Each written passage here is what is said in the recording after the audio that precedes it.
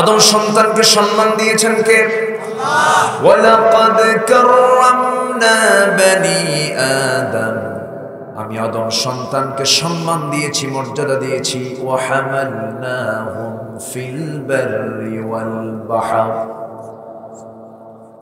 এত সম্মান পৃথিবীর কাউকে দেওয়া হয় নাই। আমরা হলাম নবীর সন্তান, কিন্তু এই সম্মান এই মর্যাদা যদি টিকে রাখতে চাই, আল্লাহ বলছেন সৈয়দ বংশে জন্ম নিয়ে লাভ নাই। কুরাইশ বংশে জন্ম নিয়ে যদি লাভই হতো, আবু লাহাবের তো লাভ হতো। বংশ দিয়ে কোনো লাভ হবে না। সৈয়দ, মোগল, পাঠান, মির্জা, সরকার, চৌধুরী, এই সমস্ত পরিচয় দিয়ে আল্লাহর সামনে আমি কোনো সম্মান পাবো না, মর্যাদা পাবো না। আল্লাহ বলছেন ইন্না খালাকনাকুম মিন যাকারিন ওয়া উনসা ওয়া জাআলনাকুম শুউবান ওয়া ক্বাবাইলা লিতাআরাফু ইন্না আকরামাকুম ইনদাল্লাহি আতকাকুম। আমি তোমাদেরকে এক পুরুষ এক নারী থেকে জন্ম দিয়েছি, সৃষ্টি করেছে। রাখেন না পরে, এক পুরুষ এক নারী থেকে সৃষ্টি করেছি এবং বিভিন্ন গোত্রে ভাগ করে দিয়েছি এবং বিভিন্ন পরিচয়ে তোমরা তোমাদের পরিচয় বহন করে চলছো। তবে শোনো, তোমাদের মধ্যে সেই লোকটাই আমার মাঝে সবচাইতে বেশি সম্মান পাবে যে বান্দা আমাকে সবচাইতে বেশি ভয় করে। জোরে বলি সুবহানাল্লাহ। বঙ্গভবনে থাকা ব্যক্তি, গণভবনে থাকা ব্যক্তি, মন্ত্রী হোক, এমপি হোক, সচিব হোক, প্রশাসক হোক, ডেপুটি কমিশনার হোক, চেয়ারম্যান হোক, মাওলানা হোক, যেটাই হোক না কেন, আল্লাহর কাছে এই সমস্ত পদ পদবি কোনো সম্মান পাবে না। সেই গণভবনের সামনে থাকা ফকিরও যদি মুত্তাকি হয়, আল্লাহর দরবারে তার দামটাই বেশি। আমরা সম্মান পেতে চাই কার কাছে? আসতে বলবেন না, কার কাছে? আল্লাহর কাছে। কি সমস্যা? আমাকে চুপ রাখে, আমার দিকে থাকা। আমার ভাইরা, সম্মান আমরা কারো কাছে চাবো না, সম্মান চাবো কার কাছে? আসতে বলবেন না, কার কাছে? আল্লাহর কাছে। সম্মান তো তার হাতেই, কল্যাণ তো তার হাতেই।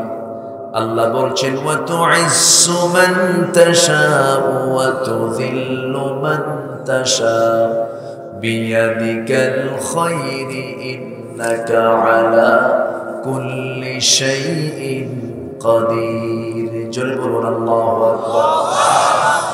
আল্লাহ যারে চান তারে সম্মান দেন, আবার যারে চান তারে বেইজ্জত করেন। সকল কল্যাণ কার হাতে? আল্লাহর হাতে। এজন্য বান্দা অহংকার করতে পারে না। অহংকার করবেন কে? আল্লাহ। কিন্তু বান্দার মধ্যে কিছু অহংকারী আছে না? আছে। ওয়ালা তুসাইর খাদ্দাকা লিন-নাসি ওয়ালা তামশি ফিল আরদি মারাহা। মানুষকে অবজ্ঞা করে হেয় করে যেও না, এড়িয়ে যেও না। মানুষকে সম্মান দেওয়া শিখো। অহংকার করে চলো না। কার কথা? আসতে বলবেন না, কার কথা? আল্লাহর কথা। সেদিন কোন এক ফ্লাইটে আমি যাচ্ছি, বিমানে উঠবো, ইমিগ্রেশন কি বলে বোর্ডিং পাস নিয়ে বসে আছি, ডোমেস্টিকেই ঢাকাতে বসে আছি। পাশে দেখি মাথায় টুপি, মুখে দাঁড়িয়ে। ভাবলাম আলেম মানুষ, পাশে গিয়ে বসলাম, সালাম দিলাম। সালামের জবাবটা নিল খুব মোশান দিয়া, খুব মোশানে সালামের জবাব। এরকম কিছু লোক আছে না, মুখে আওয়াজ নাই। কিছু কিছু লোক তো সালামের জবাব নেয়, আগে তার টুপি দেখে, টুপিটা তার সঙ্গে মিলল কিনা। আমরা এত নিচু হয়ে গেছি, আমরা এত কৃপণ হয়েছি যে টুপি দেখে আমরা সালামের জবাব দিই, টুপি দেখে সালাম দিই। ওর টুপি আমার টুপি মিলছে তো সালাম দেব, না হলে সালাম দেব। আছে না? আসতে বলবেন না, আছে না? এরকম কৃপণতা নিয়ে তুমি জান্নাত পাবা না। তবে সালাম দিলাম, উনি উত্তর নিল, কিন্তু উত্তরের মধ্যে কোনো মানে একটা ফ্রেশ ভাবটা পেলাম না, যেন কেমন যেন একটা মানে তার কাছে একটা বিরক্তিকর ভাব। আমি তাকে বললাম, প্লিজ আপনার নামটা। তো উনি নামটা বলতে নিয়ে উনি খুব বিরক্তির একটা ভাব। আমি পীরজাদা অমুক। আমি, ও আচ্ছা তাই, তো আপনি পীরজাদা, আমি তো নবীজাদা। কি কথা কি বুঝতেছেন আপনারা? আপনি যদি পীরজাদা হন, আমি হলাম নবীজাদা। আমার দিকে এরকম করে চাই আছে। হ্যাঁ, আমি নবীজাদা। আমার বাপ আদম, বাপ নবী, আমি তার সন্তান, আমি নবীজাদা, আপনি পীরজাদা। উত্তর ঠিক হয়েছে না? আমি কোন পীরকে খাটো চোখে দেখছি না। সকল পীর যদি হক হন, অবশ্যই আমি তাকে ভালো বলব। এদেশে পীরদের বিশাল ভূমিকা আছে। পীর মানে হচ্ছে বুড়া মানুষ, পীর মানে শিক্ষক, পীর মানে গাইড। পীর শব্দটি দেশে আসার কারণ হলো, এদেশের ফার্সি ভাষা একসময় রাষ্ট্রীয় ভাষা ছিল। আদমশুমারি, আদালত, এজলাস, এই সমস্ত ভাষাগুলো হলো ফার্সি থেকে এসেছে। তো পীর এটাও ফার্সি শব্দ, যার অর্থ হলো বুড়া মানুষ, জ্ঞানের বুড়া, একে পীর বলা হয়। তো আমার দেশে যারা আসল পীর ছিলেন তারা তো নাই, এখন সব পীরজাদা। এর মধ্যে দুই একটা হারামজাদা নাই? আস্তে করে, হারামজাদা কিছু আছে না? নয়। নবীর বাপও তো কাফের ছিল, আছে না? ইব্রাহিম আলাইহিস সালামের বাবা কি? নূহের ছেলে কি? কাফের। নূহ আলাইহিস সালামের ছেলে কেনান কাফের। ইব্রাহিম আলাইহিস সালামের বাবা আযর মুশরিক, মুশরিকের ছেলে নবী, নবীর ছেলে কাফের, নবীর বউ কাফেরা। আমার ভাইরা, এই জন্য বংশগত কৌলিন্য দিয়ে কোনো লাভ হবে না। আমার আপনার মূল্য যদি বাড়াতে চাই, আমাকে আপনাকে সব জায়গায় ভয় করতে হবে। কাকে? ঈমান আনতে হবে কার উপরে? আল্লাহর উপরে। সে আল্লাহ বলছেন, বান্দার আমি তোমাকে সম্মান দিয়েছি, কিন্তু এতদিন আমরা এটাই জানি আমরা আদম সন্তান। কে যেন বলে দিল মাঝখান থেকে, সিলেবাসেও ঢোকায় দিল। আগে উপর ক্লাসে পড়াতো সায়েন্সের সাবজেক্টগুলোর মধ্যে এটা একটা বিবর্তনবাদ, এটা একটা চ্যাপ্টার ছিল। ডারউইনের তথ্যগুলো শেখানো হতো উপর ক্লাসে, ওখান থেকে নিচের ক্লাসে এখন নিয়ে আসছে। নিচের ক্লাসে নিয়ে এসে ক্লাস 6 বাচ্চাদেরকে বলে, এরা আবার বাড়িতে এসে বলে, আব্বা আমরা নাকি আগে বানর ছিলাম। তাহলে আমাদের জন্ম কি বানর থেকে? তাহলে যে বলতেছে, যারা বলে ওই সমস্ত বানরের বংশধরদের কাছ থেকে আদম সন্তানদের শিক্ষা নেওয়ার কিছু না, ওরা বানরের বংশধর। কিসের বংশধর? বানর। এখানে ঘটনা ভিন্ন। ঘটনা হলো ডারউইনের এই বিবর্তনবাদ। ডারউইন একজন ইহুদি। ডারউইন কি? ইহুদি। ইহুদিদের উপর আল্লাহ তাআলার একটা গজব এসেছিল। ওরা শনিবারের বিধানকে লঙ্ঘন করেছিল। কিসের বিধান? ইয়াউমুস সাbt, শনিবারের একটা বিধান ছিল।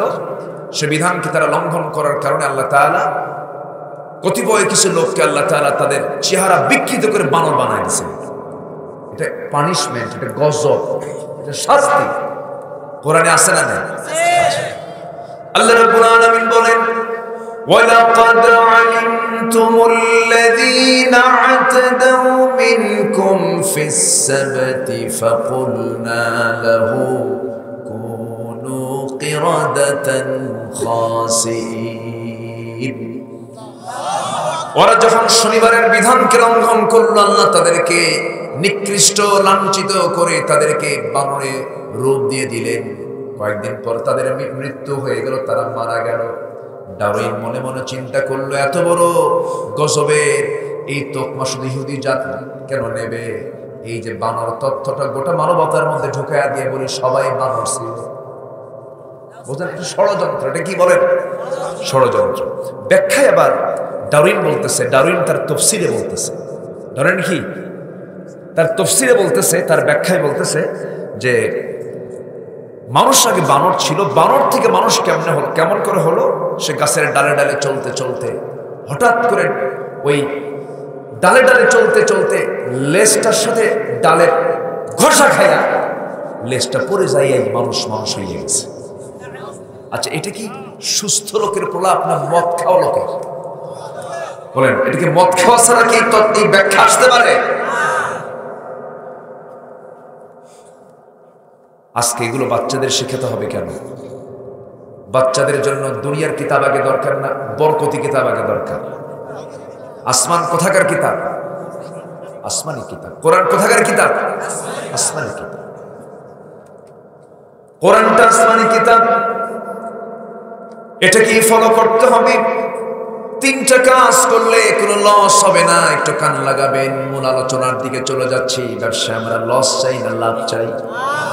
লাভ পেতে চাই। আল্লাহ রাব্বুল আলামিন সুন্দর করে বলছেন, ইন্নাল্লাযীনা ইয়াতলুনা কিতাবাল্লাহি ওয়া আকামুস সালাতা ওয়া আনফাকু মিম্মা রাযাকনাহুম সিররান ওয়া আলানিয়াতান ইয়ারজুনা তিজারাতান লান তাবুর। জোরে বলি আল্লাহু আকবার।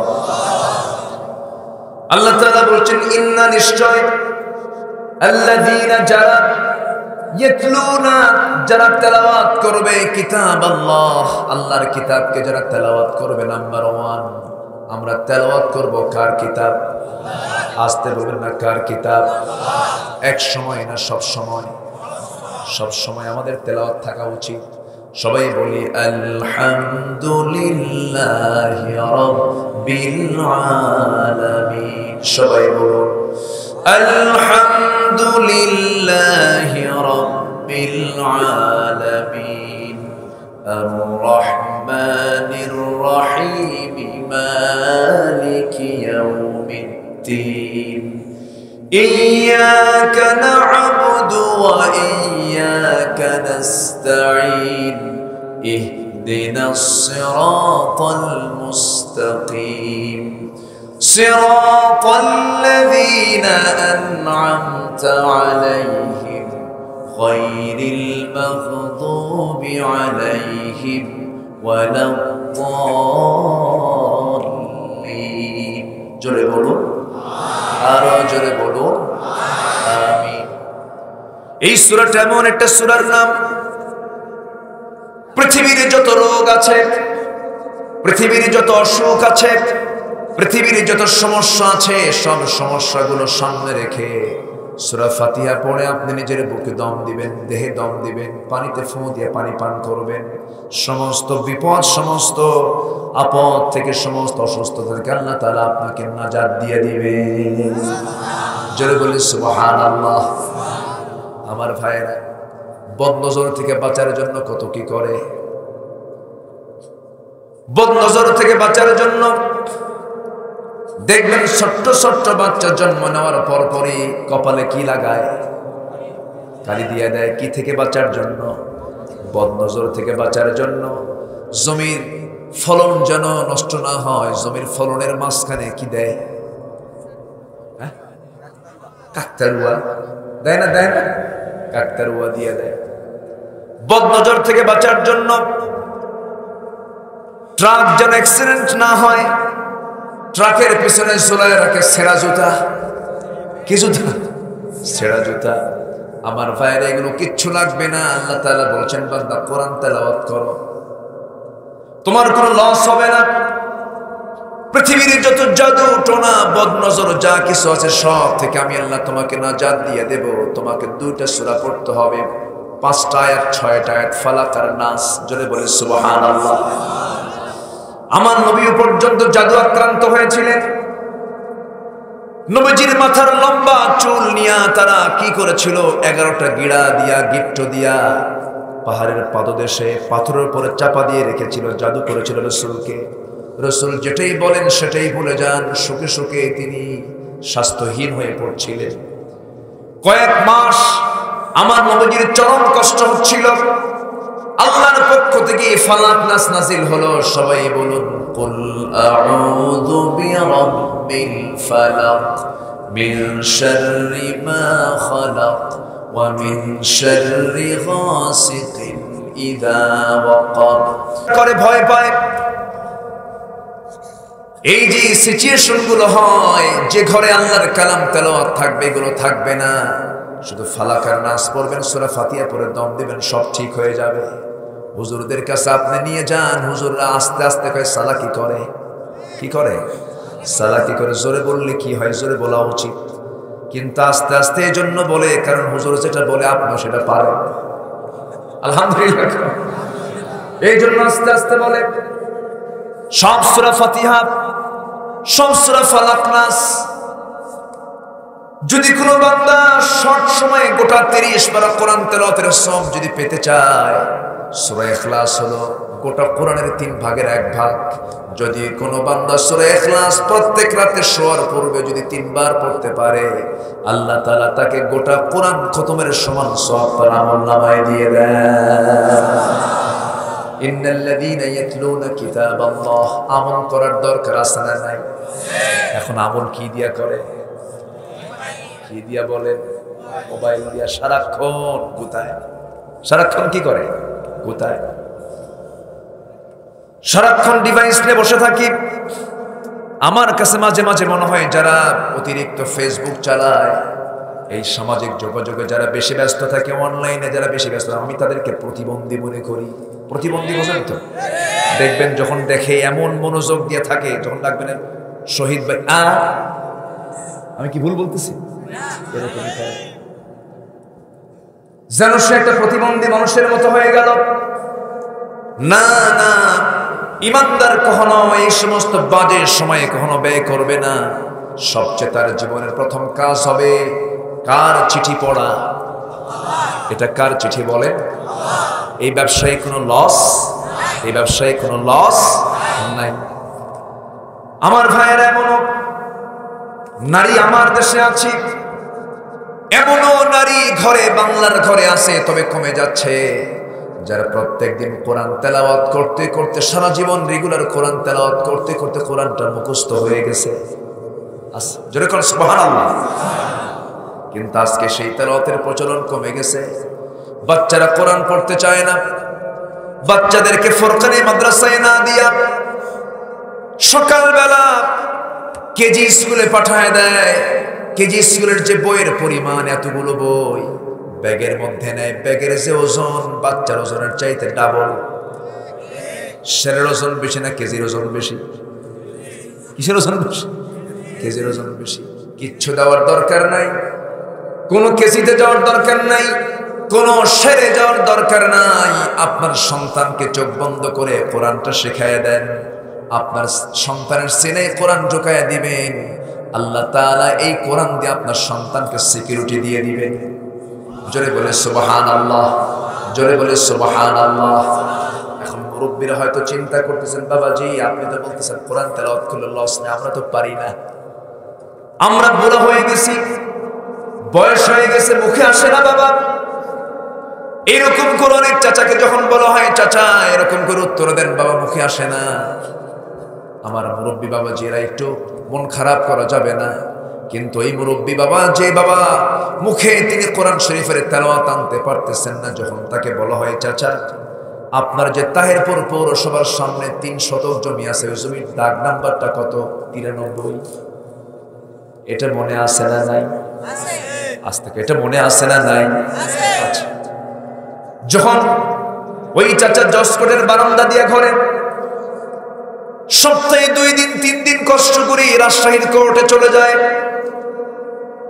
কোর্টের সামনে যখন দেখা হয়, চাচা আপনি কোর্টের বারান্দায় ফাইল নিয়ে ঘুরতেছেন কেন? তখন চাচা বলে, বাবা 10 বিঘা জমির মামলা আছে, মামলা চলতেছে, মাঝে মাঝে উকিল ভুল করে, উকিলকে একটু শিখায় দিয়ে যায়। আপনি উকিলকে বুদ্ধি দিতে পারেন, দাগ নাম্বার জানেন, সিএস নাম্বার জানেন, খতিয়ান নাম্বার জানেন। ও মুরব্বী, সব আপনি দুনিয়ার সব কিছু আপনি জানতে পারলেন, বুঝতে পারলেন, কিন্তু আল্লাহ তাআলা সর্বনিম্ন যে জান্নাত বান্দাকে দিবেন, 10টা পৃথিবীর মতো একটা জান্নাত, সেই জান্নাতের দাগ নাম্বার জানার দরকার আছে না নাই? আছে না নাই? জান্নাত মোট কয়টা? আসতে বলবেন না, কয়টা জান্নাত? সবাইকে জান্নাতে যেতে চান নাকি? সবাইকে যেতে চান? বাপের ভিটায় ফিরে যাব আমরা, জোরে বলি ইনশাআল্লাহ। বাপের ভিটা কোথায়? অনেকে চিন্তায় আছে, মনে হয় তাহিরপুরের আশেপাশে। বাপের ভিটায় আমরা ফিরে যাব। 8টা জান্নাত আল্লাহ রেখে দিয়েছেন। এই 8টা জান্নাতের 1 নম্বরের জান্নাত হলো জান্নাতুল ফিরদাউস। আপনি কোরআনকে প্রশ্ন করুন, কোরআন বলে দাও জান্নাতুল ফিরদাউসের অ্যাড্রেসটা কোথায়? আল্লাহ সুন্দর করে বলছেন, যারা পারেন ঠোঁট মিলিয়ে বলুন, ইন্নাল্লাযীনা আমানু ওয়া আমিলুস সালিহাতি কানাত লাহুম জান্নাতুল ফিরদাউসি নুজুলা খালিদিনা ফিহা লা ইয়াবগুনা আনহা হিওয়ালা। জোরে বলুন আল্লাহু আকবার। আবার আরেক জায়গায় জান্নাতুল ফিরদাউসের অ্যাড্রেস দিয়েছেন, যারা পারেন ঠোঁট মিলিয়ে বলুন, ওয়াল্লাযীনা হুম আলা সালাওয়াতিহিম ইউহাফিযুন উলাইকা হুমুল ওয়ারিসুন আল্লাযীনা ইয়ারিসুনাল ফিরদাউসা হুম ফিহা খালিদুন। জোরে বলুন আল্লাহু আকবার। নামাজ যারা যত্নের সঙ্গে আদায় করবে, ঈমান যারা আনবে, শিরিক মুক্ত কুফর মুক্ত ঈমান যারা আনবে, বেদাত মুক্ত ঈমান যারা আনবে এবং সলিহ আমলে সলিহ যারা করবে, আমি আল্লাহ তার জন্য জান্নাতুল ফিরদাউসের মতো জায়গা রেখে দিয়েছি। জোরে করুন সুবহানাল্লাহ। আমার ভাইরা, তাহলে 3টা কাজ করব, আমরা লস হবে না। 1 নম্বর হলো কার কালাম তেলাওয়াত করব? কোরআন শুনবো বেশি, গান শুনবো। শুনবেন? গান শোনা? এখন তো গান শোনার, যারা গান গায় তাদের তো দাম কম না, সিনেমার নায়কদের দামও তো কম না। কালকে একটা ইলেকশন আছে, কে যেন ইলেকশনে দাঁড়াইছে, নাম ওর সামনে আছে হিরো। কিন্তু এই দুনিয়ার নামে হিরো থাকতে পারে, নামাজ নাই সে হয়ে যাবে জিরো। ঠিক কি না?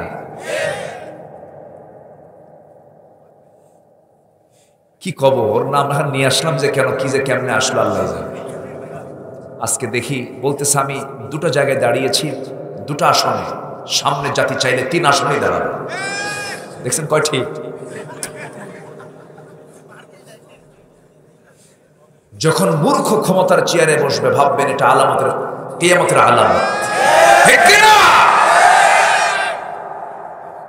এটা আলামত, কিয়ামতের একটা মারাত্মক আলামত, যখন মূর্খ যখন চেয়ারে বসবে। আজকে আমার দেশে নেতৃত্বের দিকে যদি আমরা তাকাই, অধিকাংশই নামাজি না বেনামাজি? আমি একটা মানুষকে মূল্যায়ন করব নামাজ দিয়ে না, লোকটা নামাজ পড়ে কিনা। যদি নামাজ থাকে তাহলে সে আল্লাহর হকটা নষ্ট করে না, সে বান্দার হকও নষ্ট করবে না। কিন্তু সে আল্লাহর হকই নষ্ট করে ফেলছে। সে কি বান্দার হক ঠিক রাখার কথা? আসতে বলুন, ঠিক রাখার কথা। আজকে কোথায় যাবেন? আমি যদি একটা প্রশ্ন করি, বলুন তো, আমার দেশে মানুষ বেশি না চোর বেশি? এই মাঝখান থেকে কি শুরু হলো? আব্বু বসো বসো বসো বসো। ওদের মাদ্রাসার হুজুর ওদেরকে ইঙ্গিত দিছে যে রাত হচ্ছে, শেষ রাতে 3টার দিকে কোরআন পড়তে হবে, ওঠ।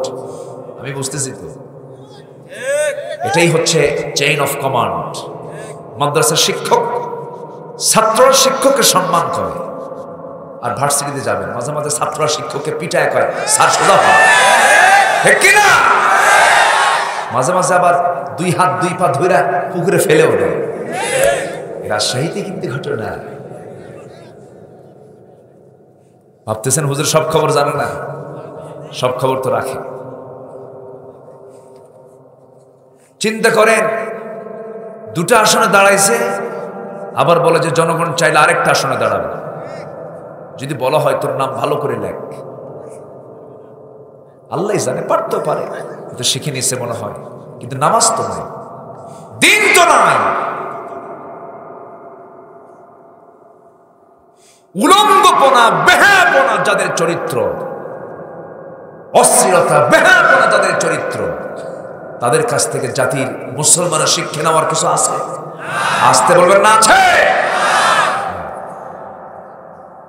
মেয়েরা যত কাপড় খোলে বলে যে সাহসী অভিনেত্রী, কাপড় খুলছে কম কথা। দেখেন, কাপড় খুললে নাকি সাহসী হবে। আমরা কোথায় আছি আজ? কথা আছে, আমি বলবো, আমাকে সময় দেবেন তো? যা আছে কপালে আছে। এত রাতে মনে হয় আমার এই বছর আজকে প্রথম। গতকালকে আমি মাহফিল শেষ করেছি 10টায়। মাহফিল যে পাবনায় যাই, দেখেন না, পাবনার আমান ট্রাস্টের মাহফিলে যাই, দাসরিয়ার মাইক 8টায় উঠি, 10টায় মাহফিল শেষ। ঘুম হয়, নামাজ হয়, পরের দিন অফিস হয়। আর বাগমারে আসলে বক্তা মরে যায়। দেখেন, তাও কয় ঠিক।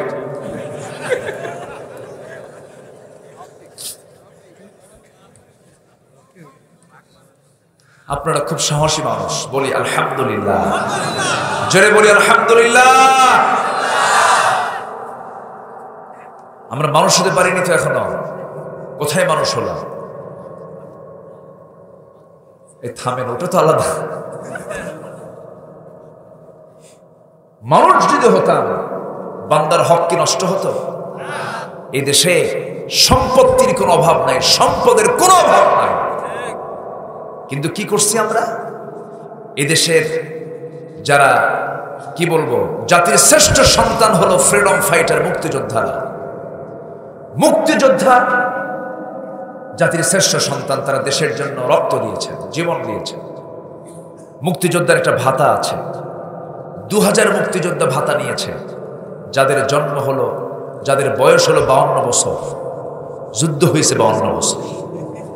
যুদ্ধ করলো কোন দিন? মার পেট থেকে যুদ্ধ করেছে তারা। কি ঠিক কিনা? আচ্ছা, চিন্তা করেন কত বড় একটা জালিয়াতি কারবার। এই বিগত কয়েক বছরে জাতীয় পত্রিকার জরিপ, 14 লক্ষ কোটি টাকা দেশ থেকে পাচার করছে কোন ফেরেশতা? ঠিক কিনা? মানুষ বেশি না চোর বেশি? স্বাধীনতার স্থপতি বঙ্গবন্ধু শেখ মুজিবুর রহমান বলেছিলেন, তিনি বলেছিলেন আফসোস করে, স্বাধীনতার পর মানুষ দেশ স্বাধীন করে পায় তেলের খনি, গ্যাসের খনি, স্বর্ণের খনি, আর আমি পাইছি চোরের খনি। আমি ভুল বলছি না, নেতা বলে গেছেন। উনি বলেছেন, আবার বলেও দিয়েছেন, চোর কোথায়? আমার ডানে বামে, সামনে পেছনে। বলুন তো, আমার দেশে কর্মী বেশি না নেতা বেশি? কোন কর্মী নাই, সব নেতা মনসায় ভেঙে শেষ।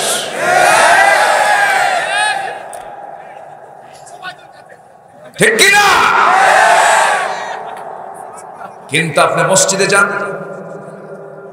যান, মেম্বারে কয়জন? মেম্বার ভাঙ্গে? মেম্বার ভাঙ্গে।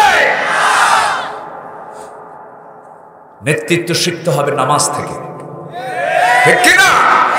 যে নেতার নামাজ নাই, সে নেতার মুখে থুতু মারি আমরা। তুমি মুসলমান, নামাজ পড়ো না,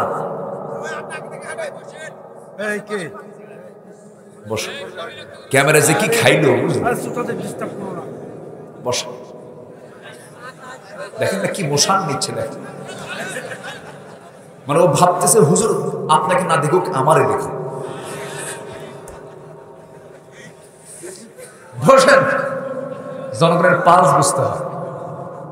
বসেন, আপনি এমন ভাবে কাজ করবেন যেন জনগণ না টের পায়। দেখেন না, আমার মাঝে মাঝে চা খাই, জনগণ বুঝি না কখন চা খাইছে। একটু লুকোচুরি করতে হয়। কষ্ট পাচ্ছেন নাকি আপনারা? নবীজি ইন্তেকাল করবেন, ইন্তেকালের আগেই তিনি ইঙ্গিত দিচ্ছেন আমার পরবর্তী নেতা কে হবে। চিন্তা করেন, নামাজ দিয়ে বুঝায় দিচ্ছেন। সুবহানাল্লাহ বলবেন না? আমার নবীর ইন্তেকাল হবে, নবীজি দুনিয়া থেকে বিদায় নেবেন। নবীজির বিদায়ের সময় হয়ে যাচ্ছে। আম্মা জান আয়েশা তিনি বলেছেন, আমি 9টি কারণে শ্রেষ্ঠ। আল্লাহ তাআলা আমাকে 9টা বিশেষ গুণ দিয়েছেন। এর মধ্যে 1 নাম্বার, আল্লাহ তাআলা আমাকে শ্রেষ্ঠত্ব দিয়েছেন। আমি 9 বছর বয়সে নবীর স্ত্রী হওয়ার মর্যাদা লাভ করেছি। 13 বছর নববধূ হয়ে নবীর ঘরে পদার্পণ করেছি। এরপর আমি আয়েশা নিজেকে ধন্য মনে করি। আমি একমাত্র কুমারী স্ত্রী ছিলাম। আমি একমাত্র আয়েশা নিজের চোখে জিবরাইলকে দেখেছি। আমি আমার নবীর সঙ্গে একই বিছানায় চাদরে ঘুমাতাম। আমি থাকা অবস্থায় নবীর উপর ওহী নাযিল হতো। আমি আয়েশা নিজেকে ধন্য মনে করি। আমার শানে আমাকে লক্ষ্য করে আল্লাহ তাআলা একাধিক আয়াত নাযিল করেছেন এবং আমার বিয়ের সিদ্ধান্ত দুনিয়াতে হয় নাই, আমার বিয়ের সিদ্ধান্ত হয়েছে আসমানে আল্লাহর পক্ষ থেকে। যখন সুবহানাল্লাহ। আমি আয়েশা নিজেকে ধন্য মনে করি। নবীজি যখন অসুস্থ হয়ে পড়লেন, নবীজি কোনো ঘরকে পছন্দ না করে আমার ঘরকেই তিনি পছন্দ করলেন। আমার নবীজি আমার ঘরে এসে দরজায় নক করলেন। দরজা খুলে গেল, দরজা খুলে দিলাম। নবীজির চেহারাটা কেমন যেন মলিন হয়ে গেছে। প্রচন্ড জ্বর। নবীজির 2টা রোগ ছিল, একটা জ্বর আর একটা হচ্ছে মাথা ব্যথা। জ্বর আর মাথা ব্যথা যার হয় এটা সুন্নাহ। এটা কি বলেন? সুন্নাহ। অসুখ বিসুখ হওয়া খারাপ না ভালো? অসুখ বিসুখ হওয়াই কিন্তু ভালো। অসুস্থতাও নিয়ামত, সুস্থতাও নিয়ামত। তবে অসুস্থতা হলে পরে এটা নিয়ামতটা ভিন্ন নিয়ামত। অসুস্থ হওয়া ভালো। আমার নবীজি অসুস্থ ছিলেন। মৃত্যু হওয়ার পূর্বে প্রচন্ড মাথা ব্যথা, মাইগ্রেন, প্রচন্ড জ্বর। নবীজি আম্মা জান আয়েশার দরজায় নক করলেন। অন্য কোনো স্ত্রী ঘরে তো দরজাই ছিল না, ছিল ছালার চট। একমাত্র আম্মা জান আয়েশার ঘরটাই ছিল, একটু কাঠের দরজা ছিল। আস্তে করে তিনি নক করলেন, দরজা খুলে গেল। আম্মা জান আয়েশা বলেন, নবীজি যে ঘরে থাকতেন সেই ঘরে যেদিকে মাথারা থাকতো সেই মাথার সঙ্গে দেয়াল ঠেকে যেত, পার সঙ্গে আরেকটা দেয়াল ঠেকে যেত, আর খাড়া হলে ছাদ ঠেকে যেত। বিশ্বনবী এমন ছোট্ট করে ঘর থেকে গোটা দুনিয়ার বিজয় তিনি এনেছেন। কোরআন নামক বিধানকে সামনে রেখে, কোরআন নামক কিতাবকে সামনে রেখে আজকে প্যালেস্টাইন, ইসরায়েলরা নবীজির ঘরের সুন্নাহকে নিয়েছে। আমার নবীর ঘরের মধ্যে ফার্নিচার ছিল হলো অস্ত্র, তরবারি ছিল, খঞ্জর ছিল, বর্ষা ছিল। এটা ছিল নবীজির ঘরের ফার্নিচার। আজকে মুসলমান সব সুন্নত বাদ দিয়া ঘরগুলো ফার্নিচার দিয়ে ভরপুর করেছে, বিলাসিতা নিয়ে ভরপুর করেছে। ঠিক কিনা বলেন? আমার ভাইরা, নবীজি আম্মা জান আয়েশা বলেন, নিজেকে আমি ধন্য মনে করি। আমার নবীজি আমার ঘরটাকে পছন্দ করলেন। নবীজি আমার ঘরের মধ্যে ঢুকলেন। ঢুকে বলছেন, আয়েশা শরীরটা প্রচন্ড খারাপ লাগছে, মনে হয় আমি দুনিয়া থেকে বিদায় নিয়ে নেব, মনে হয় বাঁচবো না। মাথায় পানি ঢেলে দাও। মাথায় পানি ঢেলে দেওয়া হলো। নবীজি শুয়ে পড়লেন। বালিশ লাগায় দিলি। আম্মা জান আয়েশাকে রাসূল বলছেন, আয়েশা বালিশটা দিও না, উরুটা দিয়ে দাও। আম্মা জান আয়েশা তার উরুটা তার সামনে দিয়ে দিলেন। উরুর উপরে মাথা রাখলেন। আম্মা জান আয়েশা বলেন, আমি কাছ থেকে রাসূলকে সেবা করেছি, এমন সেবা পৃথিবীর কেউ করতে পারে না। নবীজির লম্বা লম্বা চুল আমি পানি ঢেলে দিলাম। একটু স্বস্তি বোধ হলো। বেলাল আজান দিয়ে দিলেন। আমার নবীজি আজান শোনার সঙ্গে সঙ্গে শক্তি সঞ্চয় করে ওঠার চেষ্টা করলেন, কিন্তু পারলেন না। মাথা চক্কর মেরে পড়ে যেতে নিলেন। আমি রাসূলকে ধরলাম। রাসূল আবার বসে পড়লেন। এমন সময় বলছেন, আয়েশা আমার তো মন বলছে আমি মনে হয় জামাতে নামাজ আর পড়তে পারবো না। তুমি তোমার আব্বা আবু বকরকে বলো আমার মুসল্লায় দাঁড়ায় যেন আমার দায়িত্বটা সে পালন করে, মানে আমার পরবর্তী নেতৃত্বে আসবে আমার আবু বকর। জোরে করেন সুবহানাল্লাহ। নেতৃত্ব আসবে কিসের থেকে? বলেন কিসের থেকে? যে নামাজের নেতা হবে, যে নামাজের ইমাম হবে, সে সমাজের ইমাম হবে।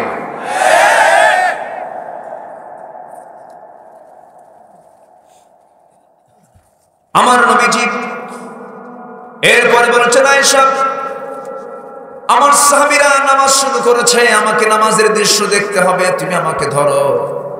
ধরে নিয়ে যে তাকে আস্তে করে ধরে ধরে নিয়ে আমার নবীজিকে হুজরাখানার যে জানালার ফাঁকা আছে সেই ফাঁকার সামনে দাঁড় করে দেওয়া হলো।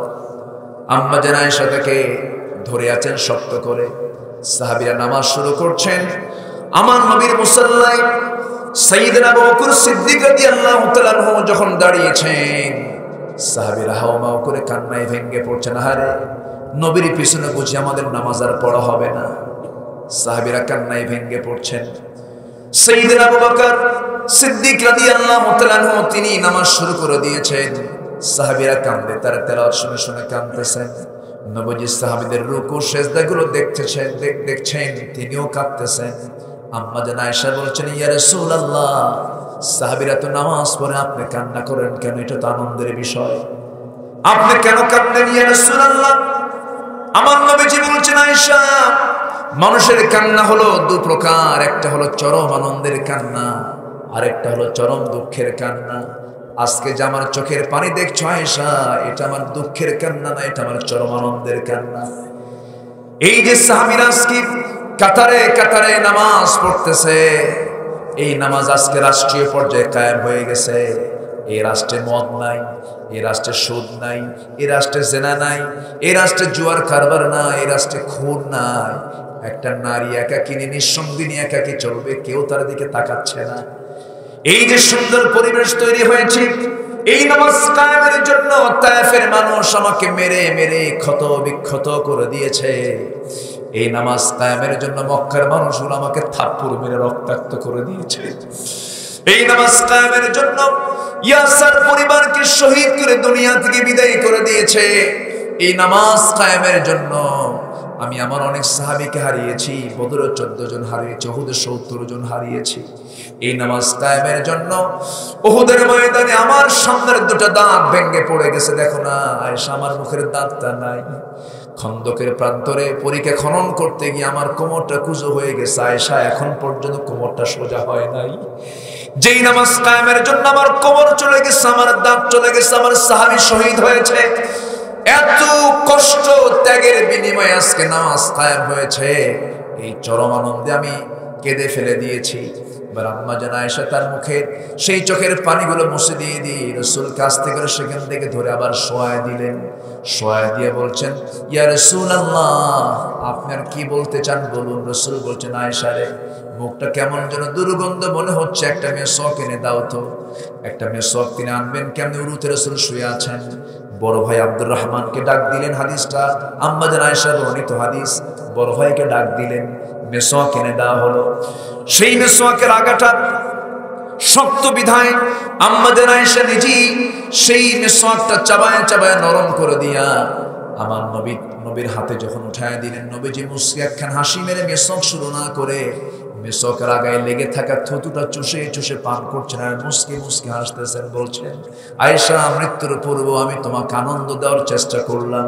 আম্মা জান আয়েশা বলেন, আমি নিজেকে ধন্য মনে করি, রাসূল তার জীবনের শেষ খাবার খেয়েছেন।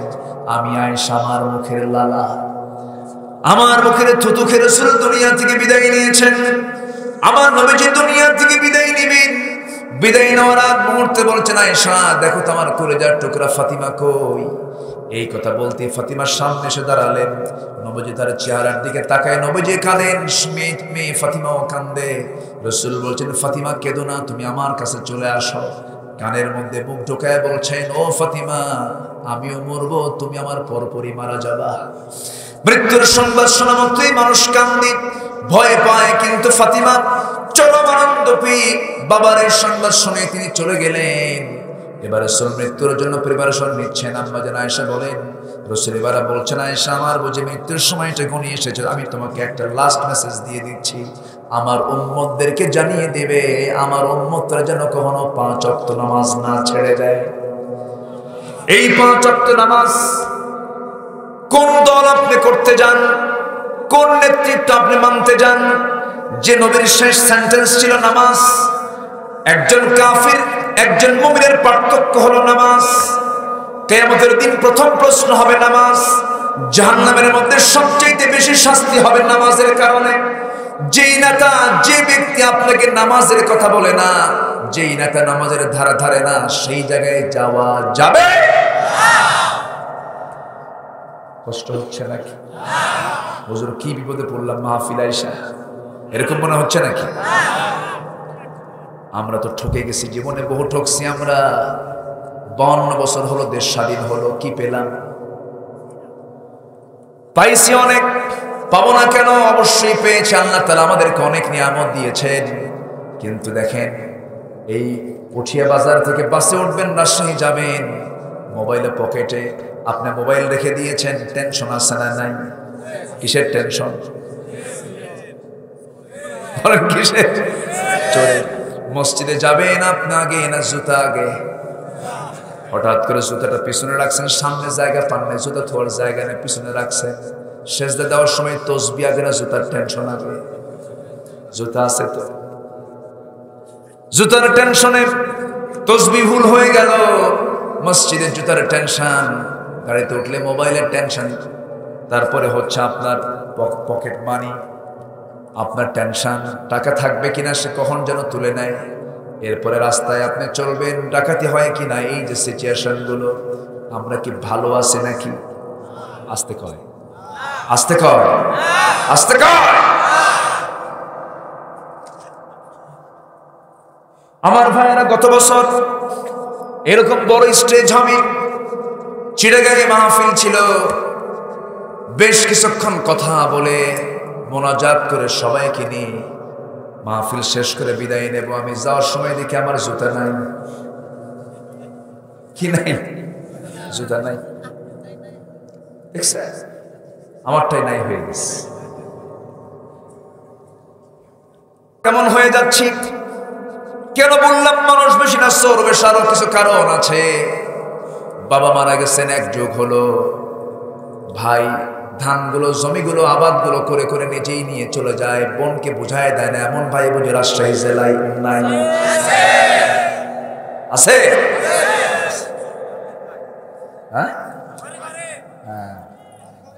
এখন মায়েরা মনে মনে বলতেছে, হুজুর কিছু ভাই বসে আছে, একটু বাঁশ দেন, ঠিক আছে, একটু বসান দিয়ে দেন। বাপ পড়ে গেছে, এক যুগ হলো, বোনকে সম্পত্তি বুঝায় দেয় না। কিন্তু হজে যায় ক্ষণ ক্ষণ, রমজান আসলে উমরায় চলে যান, যাই বলে আল্লাহ মাফ করে দাও, আল্লাহ ঠেকা পড়ছে। আল্লাহ আপনাকে মাফ করবে, ঠেকা পড়ছে। আপনি বান্দার হক মেরে খাচ্ছেন, বোনের হক মেরে খাচ্ছেন। আবার বোন যেন বেশি রাগ না করে, বোনকে পাম্পুম দেওয়ার জন্য বছর 2-3 বার দাওয়াতও দেয়। চলে আসে বোন ভাইয়ের বাড়িতে, ভাইয়ের বাড়িতে এসে দাওয়াত টাওয়াত খায়, পিঠা খায়, বিভিন্ন হরেক রকমের পিঠা।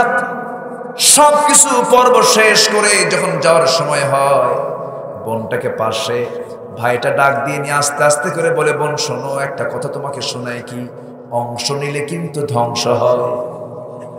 কি ওয়াজটা দিল দেখেন, এটা কি জান্নাতের ওয়াজ না জাহান্নামের ওয়াজ? কিসের ওয়াজ?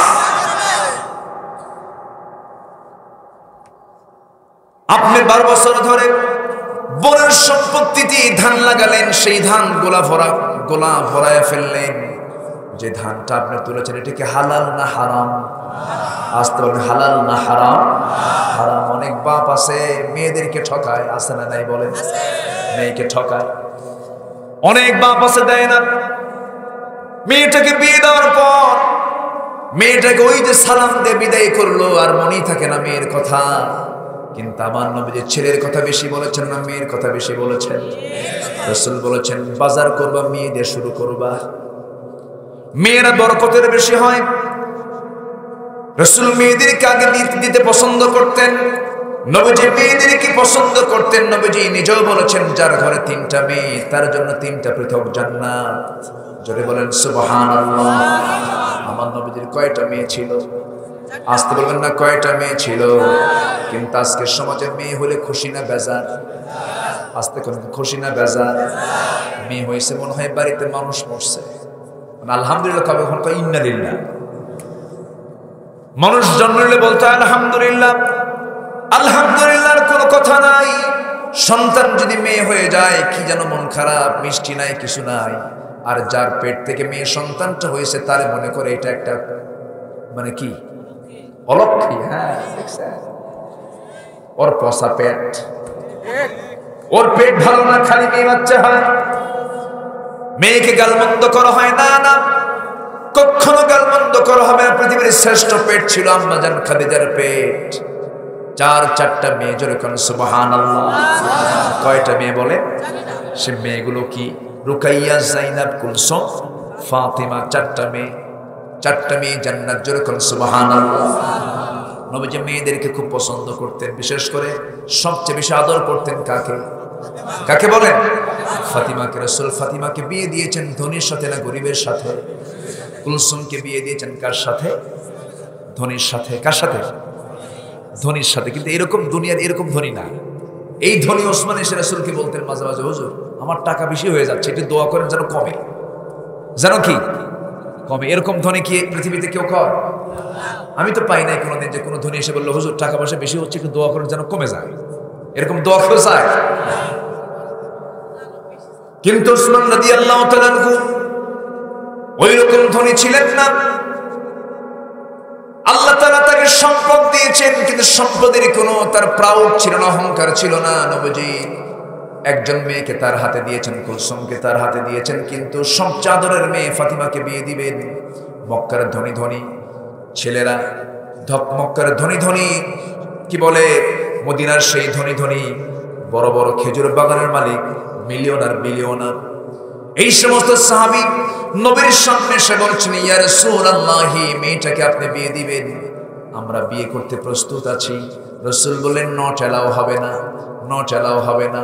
আমার পছন্দের ছেলেটা এখন আমার সামনে হাজির হয় নাই। ধনীকে তিনি পছন্দ করলেন না, টাকাওয়ালাকে তিনি পছন্দ করলেন না।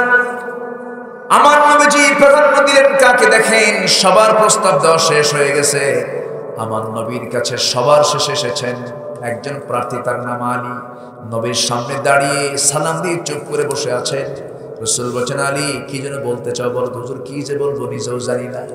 রাসূল বলছেন, তুমি কি আমার মেয়েকে বিয়ে করবে না? হুজুর দিলে করা যায়। সুবহানাল্লাহ। রাসূল বললেন, তুমি যদি আমার মেয়েকে বিয়ে করতে চাও ভালো কথা, তোমার টাকা পয়সা কি আছে? মোহরনা কিছু দিতে হবে। হুজুর আপনি যদি টাকা পয়সার কথা বলেন, আমার তো ঘরই নাই বাড়ি নাই, টাকা পাবো কোথায়? কিচ্ছু কিনা? হ্যাঁ কিছু আছে। কি আছে? এই যে ঢাল, এই যে তরবারি। রাসূল বললেন, তরবারি যুদ্ধের জন্য লাগবে, যাও ঢালটা বিক্রি করে আসো, ঢাল বেচার টাকাই হবে আমার মেয়ের বিয়ের মোহরানা। জোরে কোন সুবহানাল্লাহ। নবীজি বিয়েটাকে কঠিন করেছেন না সহজ করেছেন? আর আজকে বিয়ে সহজ না জেনা সহজ? বিয়ে সহজ না জেনা সহজ? আজকে মাহফিলে যুবকরা বেশি। যুবকদেরকে আমি 3টা মেসেজ দিয়ে যাব, যুবকরা তোমরা 3টা কাজ করবা, এই 3টা কাজ যদি তোমরা করতে পারো, আমি তোমাকে ওয়াদা দিয়ে যাচ্ছি, আশা করা যায় আল্লাহ তাআলা তোমার রিজিকটা ডাবল ডাবল করে দিবেন। শুনবে শুনবে যুবকরা? শুনবা? জোরে বলে ইনশাআল্লাহ। আমার নবীজি তার মেয়েকে বিয়ে দিলেন, বিয়ে হয়ে গেল। বিয়ে হওয়ার সঙ্গে সঙ্গে রাসূল বললেন, মা আজকের থেকে আমার ঘর তোমার জন্য শ্রেষ্ঠ ঘর নয়, তোমার জন্য শ্রেষ্ঠ ঘর হলো স্বামীর ঘর। বিয়ের পরে মেয়েদের শ্রেষ্ঠ ঘর কোন ঘর বলে? স্বামীর ঘর। যাও স্বামীর ঘর করে খাও, স্বামীর সঙ্গে থেকে যাও, সংসার জীবন যাপন করো, বাচ্চা কাচ্চার মা হয়ে যাও। কিন্তু একটা কথা মা, মৃত্যুর দিন পর্যন্ত যেন স্বামীর বিরুদ্ধে একটা নালিশ আমার কানে না আসে। চিন্তা করেন কি সুন্দর করে বলে দিলেন। কিন্তু আজকের বাপরা কি তা কয় নাকি? মেয়েটাকে বিয়ে দিয়ে বলে, মা যা স্বামীর ঘরে যা, যদি কিছু সংবাদ আসে, কিছু যদি হয়, সে ফোন দিবি, খাইয়া ফেলাবো। আছে এগুলো আছে না? নাই? সুখ হবে না। ফাতিমা রাদিয়াল্লাহু তাআলা আনহা বিয়ের কিছুদিন পরে নবীর ঘরে আসলেন, বাবার ঘরে আসলেন, বসে বসে নামাজ পড়ছেন। সিরাতে এসেছে বসে বসে নামাজ পড়া দেখে রাসূল বলছেন, ও ফাতিমা তুমি তো যুবতী মেয়ে, বসে বসে নামাজ পড়ো কেন? এবার তিনি বলছেন, আব্বাজান বসে বসে তো আমি নামাজ পড়ি না, কিন্তু আজকে বসে নামাজ পড়ার হেতু হলো আমার যে পরনের জামাটা দেখতে পাচ্ছেন, এই জামার পিছন সাইডটা কিছু ছেঁড়া অংশ আছে। এই ছেঁড়া অংশটুকু যদি নামাজে দাঁড়িয়ে পড়তে যায়, ওই অংশটুকু আপনার দৃষ্টিগোচর হবে। আপনি মনে মনে ভাবতে পারেন, আরে আমার স্বামী আলী আমার মেয়েটাকে কাপড়ে কষ্ট দেয়, আমার স্বামীর এতটুকুন দুর্নাম আপনার সামনে প্রকাশ পাক আমি চাই নাই, মনে করে আমি বসে বসে নামাজ পড়তেছি। সুবহানাল্লাহ। হাসান হুসাইন হয়ে গেছে নবীজির 2টা নাতি। একদিন সেই আমার নবীজির মেয়ে ফাতিমা আমার নবীর সঙ্গে দেখা করতে এসে বলছেন, আব্বাজান আপনি তো রাষ্ট্রপ্রধান, একটা কথা বলি। কি কথা মা? বলো। আব্বা, পিসদানি দিয়ে আটা পিসতে পিসতে আমার হাতে কড়া পড়ে গেছে, এরপরে কূপ থেকে পানি তুলতে তুলতে আমার কোমরে দাগ হয়ে গেছে। বিশ্বনবীর মেয়ে, মেঝে কাঁচা থাকার কারণে কাপড় চোপড় ঘন ঘন ময়লা হয়ে যায়। বাবা, একা কাজ সারতে পারি না, আমার দুইটা সন্তান আছে, আপনার দুইটা নাতি আছে। দেখুন তো আব্বা, আপনি কষ্ট করে আমার জন্য একটা কাজের মানুষ দিতে পারেন নাকি? একজন খাদেম দিতে পারেন নাকি? রাসূল সঙ্গে সঙ্গে শুনে বলছেন, মা এইদিকে ভিতরে আসো, আমি তোমার সঙ্গে একটু পার্সোনালি কথা বলি। বলছেন, মা শোনো, তোমার পিতা মুহাম্মদ বিন আব্দুল্লাহ কোনদিন নিজের কাজ অন্য কাউকে দিয়ে করে নিয়েছে? না না, আমার সারা জীবনের চরিত্র হলো নিজের কাপড় নিজে ধুই, নিজের ঘর নিজে পরিষ্কার করি, নিজের ঘর নিজে ঝাড় দেই, নিজের কাপড় নিজে সেলাই করি। আমি আমার কাজ অন্য কাউকে দিই যেমন করা পছন্দ করি না। মা, ও মা, তোমার এই জীবনের সাংসারিক জীবনে কোনো কাজের মানুষের প্রয়োজন আমি মনে করি না। তোমার যদি খুব কষ্ট মনে হয়, আমি তোমাকে একটা আমল শিখাই দিচ্ছি। সুবহানাল্লাহ, আলহামদুলিল্লাহ, আল্লাহু আকবার 33 বার বলবে। আল্লাহ তোমার সমস্ত কঠিন কাজ আল্লাহ তাআলা তোমার জন্য সহজ করে দিবে। জোরে বলি সুবহানাল্লাহ। মাহফিলে মায়েরা আছে নাকি? আছে না? একটু কথা বলার দরকার আছে না? নেই বলেন। আচ্ছা, একটু বলে দিলাম, যুবকদের জন্য কয়টা কাজ আর কোন কয় কাজে লস নাই? কয় কাজে লস নাই? 3 কাজে লস নাই।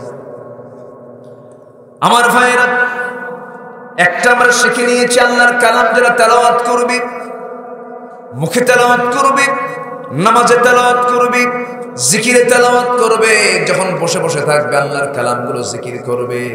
আল্লাহ বলছেন, যার মুখে আল্লাহর কালামের জিকিরটা বেশি হবে, সেই জিকির কখনো, সেই বান্দা কখনো জাহান্নামে যাবে না। জোরে বলেন সুবহানাল্লাহ। এই জন্য এই জিহ্বায় থাকবে কার জিকির? আসতে বলুন না, কার জিকির?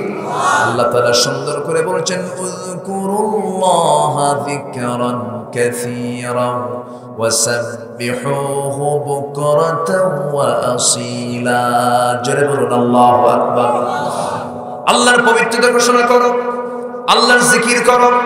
নাম্বার 2 হলো, এই কাজ করলে তোমার কোনো লস হবে না। নাম্বার 2 হলো, ইন্নাল্লাযীনা ইয়াতলুনা কিতাবাল্লাহ ওয়া আকামুস সালাতা ওয়া আনফাকু মিম্মা রাযাকনাহুম সিররান ওয়া আলানিয়া। নাম্বার 2 হলো, যারা নামাজ কায়েম করবে, নামাজ আদায় আর নামাজ কায়েম এক কাজ না 2 কাজ? এক কাজ না 2 কাজ?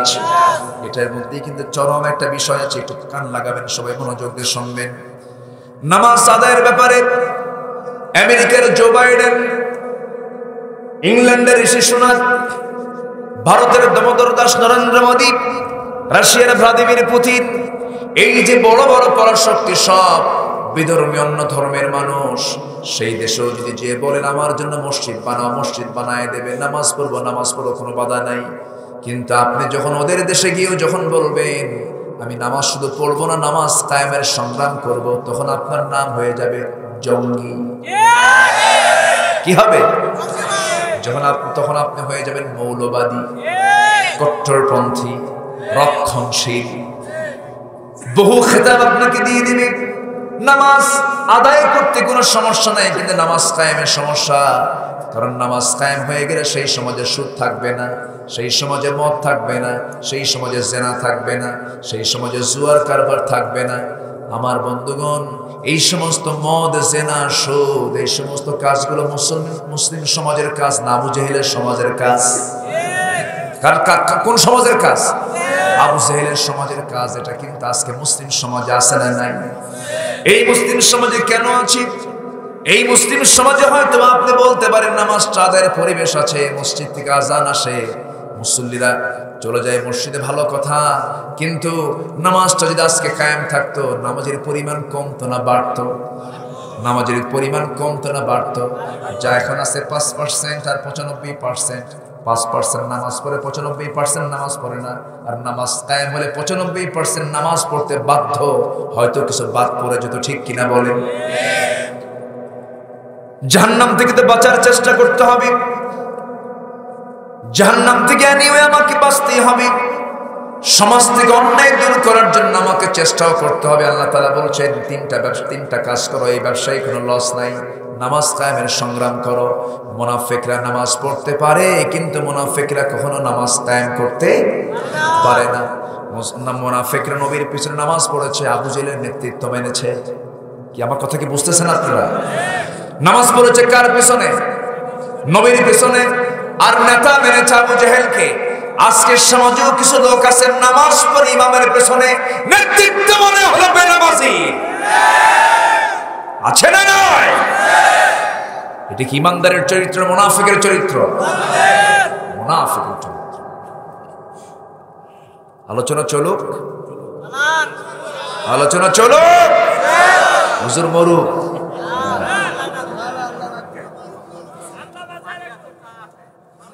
পানি আছে, চা আছে, হুজুর চালিয়ে যান গো। রাজশাহীর ভাষার এই মধ্যে কিন্তু মজা আছে না? মজা আছে না নাই? ভাত খেয়েছ? টান মারে না ওইদিকে?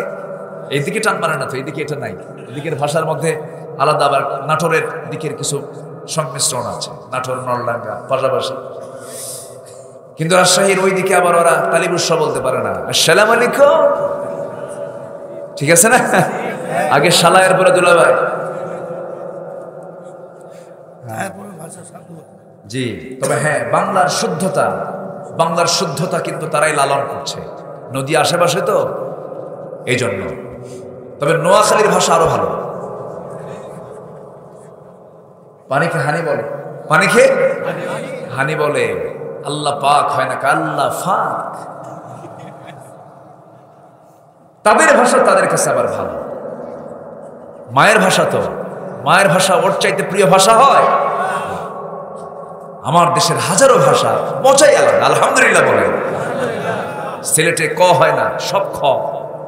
দোয়া খরবা ক হয় না, ক শব্দ নাই ওখানে, মাহজুফ। সিলেটে ক নাই। সিরাজগঞ্জে দুন্ত স নাই। বাড়ি কোথায়? হিরাজগঞ্জ, দুন্ত স নাই।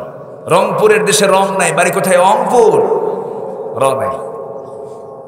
সব এলাকারই ভাষার মধ্যে কিছু ভিন্নতা কে দিয়েছেন? আসতে হবে না, কে দিয়েছেন? আল্লাহ দিয়েছেন। কেন দিয়েছেন জানেন? পুঠিয়ার বাজারে এসে আপনি নোয়াখালীর লোক মাস্তানি করবেন, কথাই ধরা খাবেন। এটা নোয়াখালীর কি ঠিক কি না? এগুলো হচ্ছে মানে পাসওয়ার্ড। এগুলো কি পাসওয়ার্ড? এলাকার পাসওয়ার্ড। এই ভাষা এই এলাকার মধ্যে যখন আপনি অন্য ভাষার লোক ঢুকবে, এটা তো এখানকার মাল না, এটা অন্য জায়গা থেকে আসছে। ভাষা ভিন্ন করে দেওয়ার হিকমত আছে না নাই? সম্মানিত ভাই, কথা তো অনেক মন বলতে চায়। আমরা মুনাফিক হতে চাই না, ইমানদার হতে চাই। মুনাফিক শুধু নামাজ পড়বে, কায়েম করবে না। সে শয়তানকেও খুশি রাখবে, আল্লাহ যেন বেজার না হয়। এরকম টাইপের কিছু লোক আছে না নাই? কোরবানির আগ দিয়ে খুতবায় খতিব সাহেব খুতবা দিচ্ছেন, কোরবানির সওয়াব অনেক।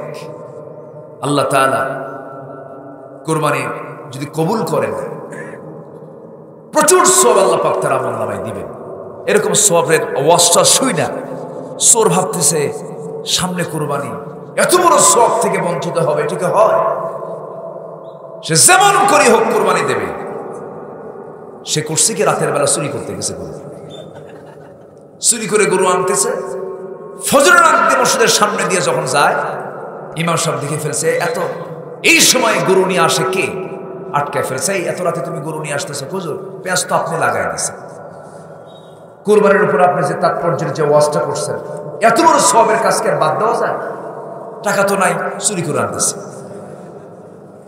চুরি করে কোরবানি দিতে বলছে নাকি? না হুজুর, আপনি তা বলেন নাই, কিন্তু আমি এখানে একটা মাসলা বের করছি। কি মাসালা?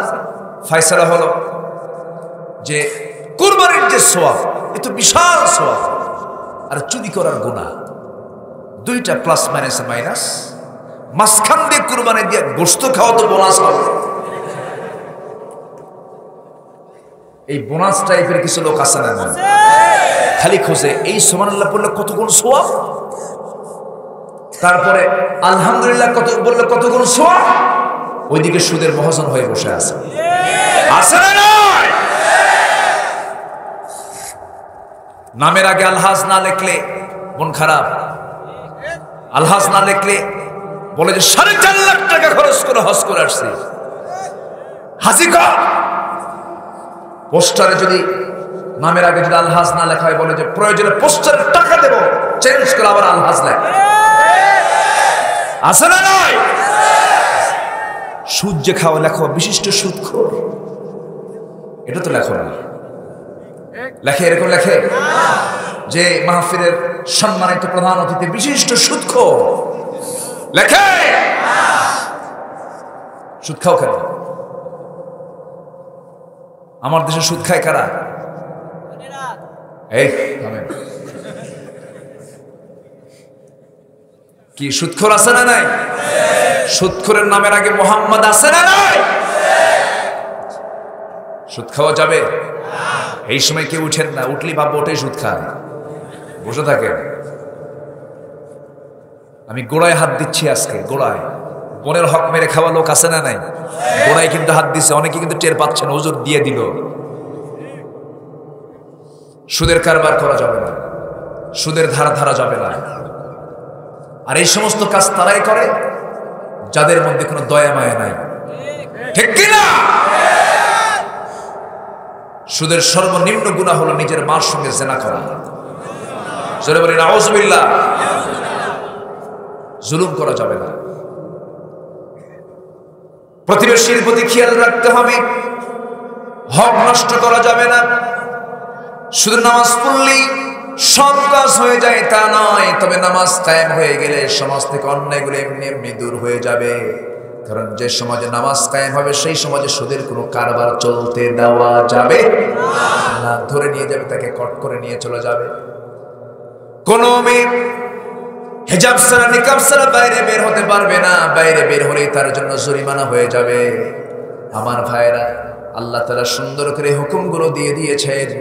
আমরা কি এই হুকুমগুলো শুধু কাগজের পাতায় দেখতে চাই না সমাজের পাতায় দেখতে চাই? শুধু কাগজের পাতায় থাকুক এটা কি আমরা চাই নাকি? সমাজের পাতায় আনার দরকার আছে না নাই?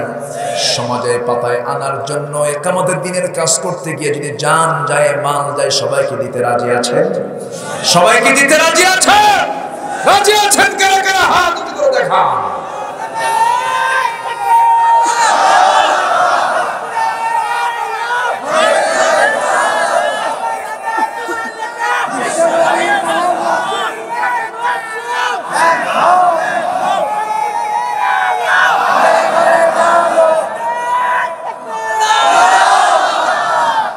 আল্লাহ তুমি সবার হাতকে কবুল করো, জোরে বলি আমিন।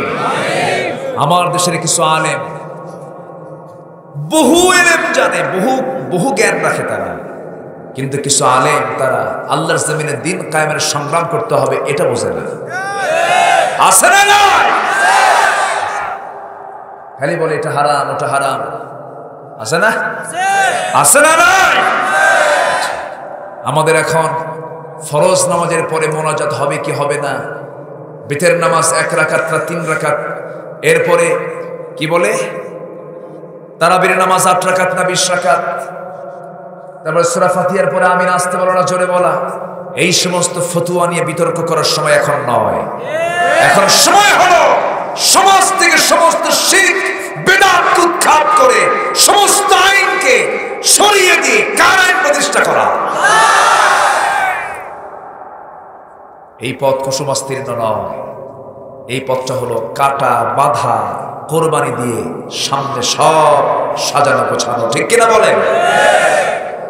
আমার নবীজির কাছে তো আবু জেহেল প্রস্তাব দিয়ে দিছিল, মুহাম্মদ শোনো গন্ডগোল করার দরকার নাই, তুমি একই বংশের মানুষ, একই গ্রামে থেকে ঘুম থেকে উঠে তুমি আমাকে দেখো আমি তোমাকে দেখি, অতএব তোমার ধর্ম 6 মাস থাক আমার ধর্ম 6 মাস থাক। এরকম লোক এখনো আছে না নাই?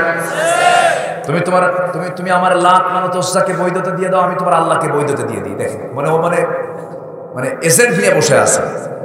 আছে না নাই? এখনো আছে, এখনো আছে না? মুসলমানের মুখে দেবীর প্রশংসা হয়, আছে না? বলে যে আপনারা আপনাদের দেবীর কাছে একটু দোয়া চাইয়েন। কে ঠিক কিনা? আমার কার কাছে চাবো? আমার কার কাছে চাবো? আল্লাহর কাছে চাবো। ওয়াইদাস্তাআনতা ফাস্তাঈন বিল্লাহ। চাইতেই যদি হয় চাইবো একজনের কাছেই, যিনি কখনো ব্যর্থ নন। তিনি কে? তিনি কে? সবাই কি নামাজ পড়ি? 5 ওয়াক্ত নামাজ পড়বো। কারা কারা হাত উঠে দেখান, জোরে বলি ইয়া আল্লাহ আমাদেরকে 5 ওয়াক্ত সালাত আদায় করার তৌফিক তুমি আল্লাহ দিয়া দাও। জোরে বলি আমিন। হাত নামান। আমি বিনয়ের সাথে বলতে চাই, আওয়ামী লীগ আমার ভাই, বিএনপি আমার ভাই, জাতীয় পার্টি আমার ভাই, ইসলামী দল আমার ভাই, সবাই আমরা তো মুসলমান দাবি করি না? আহলে হাদিস আমার ভাই, মাযহাবের ভাইরা আমার ভাই। সকল দ্বন্দ্বকে আমাদের মাঝ থেকে সাফ করে আমরা একটাই কথা বলি যে আমরা মুসলমান। আমরা এক কাতারে আবদ্ধ হয়ে একটা প্ল্যাটফর্মে এসে একটাই কথা বলবো, সৃষ্টি যার হুকুম চলবে তার। সব ঠিক হয়ে যাবে। সব কি হয়ে যাবে? ঠিক হয়ে যাবে। আল্লাহ তাআলা তাই চাচ্ছেন, ইন্নামাল মুমিনুনা ইখওয়াহ ফাসলিহু বাইনা আখওয়াইকুম ওয়াত্তাকুল্লাহ। মুমিনরা হবে ভাই ভাই, ইসলাহ করবে, ঠিকঠাক করে নেবে। গন্ডগোল করো না। বলো না যে নাভিতে হাত বাঁধলে এটা হারাম, বলো না বুকে হাত বাঁধলে এটা হারাম। দুই হারাম যখন হয়ে যাবে তখন মানুষ হাত বাঁধার জায়গায় পাবে না, ঠিক কি না? একজনকে এখানে হারাম, আরেকজনকে এখানে হারাম। সলিমুদ্দি এখন হাত আর বাঁধার জায়গা না পায় আল্লাহু আকবার কপালে কোথায় নিয়ে গেছে? কপালে। লাভ হলো কি? এগুলো করা যাবে না, বিভ্রান্তিকর কোনো কিছু করা যাবে না। আমাদের সবচাইতে বড় বিষয় হচ্ছে উখুওয়াত, ভ্রাতৃত্ব যেন নষ্ট না হয়। আল্লাহ কবুল করুন। জোরে বলি আল্লাহুম্মা আমিন। ইসলামের সৌন্দর্য আমিন আসতে বলা, ইসলামের সৌন্দর্য আমিন জোরে বলা, ইসলামের সৌন্দর্য হাত নাভিতে বাঁধা, ইসলামের সৌন্দর্য হাত বুকে বাঁধা, ইসলামের সৌন্দর্য হাত ছেড়ে দিয়ে নামাজ পড়া, ঠিক কি না? এগুলো নিয়ে আমরা গন্ডগোল করতে যাবো না। আমি মক্কায় নামাজ পড়তেছি, দেখি আমার পাশে এক হাজি আমার সাথে গেছে। এক নাইজেরিয়ান লোক, সে নামাজ নিয়ত শুরু করে, নিয়ত ধরছে আল্লাহু আকবার, ছেড়ে দিয়া নামাজ পড়তেছে। তা আমার ওই লোক, এটা আবার কোন গ্রুপ? আমি কইছি এখানে এসে ফতুয়াবাজি করিস না, এখানকার ইমামরা কিছু বলে না, এখানকার ইমামদের তো করে হেডেক নেই, তুমি আবার এখানে প্রশ্ন করো। ও যা করে করে আলহামদুলিল্লাহ করো, কোনো ফালাফালি করা যাবে না। আমরা এক হয়ে যাবো, জোরে বলি ইনশাআল্লাহ। নামাজ কয় ওয়াক্ত পড়বো? জীবনে কেউ ছেড়ে দেব। নাম্বার 3, ওয়ানফাকু মিম্মা রাযাকনাহুম সিররাও ওয়া আলানিয়াহ। খরচ করতে হবে প্রকাশ্যে অপ্রকাশ্যে। কার পথে? সম্পদ দিয়েছেন কে? দেব কাকে? প্রকাশ্যেও দেব, গোপনেও দেব। এই যে দান, কত সুন্দর লম্বা দেখেন দানের টেবিল। আমি শুনেছি এখানে অনেক লম্বা লম্বা দান হয়, এমনকি এখানে চেকও দিয়েছে না, একজনের চেক দিয়ে গেছে, ব্যাংকের চেক দিয়ে গেছে, যে জনতা ব্যাংক থেকে দিয়ে গেছে। এরকম করে অনেকেই প্রচুর দানের একটা রসম এলাকায় আছে। বলি আলহামদুলিল্লাহ। দান করলে মান কমে না বাড়ে? বাড়ে। নেকের পাল্লা, সওয়াবের পাল্লা হালকা হয় না ভারী হয়? আর দান করলে জান্নাতে ফ্ল্যাট পাওয়া যায়। জোরে বলে সুবহানাল্লাহ। যে আমরা আল্লাহর পথে খরচ করবো। আনফিকু মিম্মা রাযাকনাহুম সিররাও ওয়া আলানিয়াহ, প্রকাশ্যে অপ্রকাশ্যে। এবং আরেকটা আয়াত আসছে, আল্লাযীনা ইউনফিকুনা ফিস সাররা ওয়াদ দাররা ওয়াল কাযিমিনাল গায়য ওয়াল আফিনা আনিন নাস আল্লাহু ইউহিব্বুল মুহসিনিন। যারা সচ্ছল সব অবস্থায় দান করবে। কার পথে? আল্লাহর পথে। আমরা দেব, দিয়েছি, আরো দেব। জোরে বলি ইনশাআল্লাহ। মাহফিল চলে কয়টা পর্যন্ত? ফজর হিয়া হাত্তা মাতলাইল ফজর। আচ্ছা সবাই থাকেন, আমি এখন যাই, আমি আর পারতেছি না। আমার আগামীকালকে মাহফিল বেশি দূরে না, দিনের বেলা বাদ জোহর আছে হলো নরসিংদী। কারণ আমাকে যেতে হবে না, যেতে হবে, সব দিকে খেয়াল করতে হবে। আমি খুবই খুশি, আনন্দিত যে একটা লোক ওঠেন নাই। বলি আলহামদুলিল্লাহ। এই বসেন, বসেন। ধমক দিলাম কিন্তু এটা রাগে না, এটা মহব্বতে। এটা বসে। মাহফিলে বসে যদি মজা না পান, কোরআন তেলাওয়াত শুনে যদি মজা না পান, সেজদায় যদি মজা না পাওয়া যায়, কোরআন তেলাওয়াতে যদি মজা না পাওয়া যায়, ভাবতে হবে শয়তানের কিছু ওয়াসওয়াসা নফসের মধ্যে আসতেছে, ঠিক কি না? বসে। একটু বসেন, আমরা শেষ ফিনিশিং দিয়েই তো আমরা যাব। আল্লাহ তোমার বান্দাদেরকে তোমার দিন বোঝার তৌফিক দাও, কোরআন তেলাওয়াত করার তৌফিক দাও, দিন কায়েমের সংগ্রামে শামিল হওয়ার তৌফিক দাও, তোমার পথে খরচ করার তৌফিক দাও। জোরে বলি আল্লাহুম্মা আমিন। যুবকদের জন্য কয়টা কাজের কথা বলছি না? শুনবা? শুনবা সবাই? আচ্ছা, নাম্বার 1 হলো তাড়াতাড়ি বিয়ে করো। যুবকরা রাজি হয়েছ? আওয়াজ খুব স্লো। আর বুড়া চাচাও কয় হ।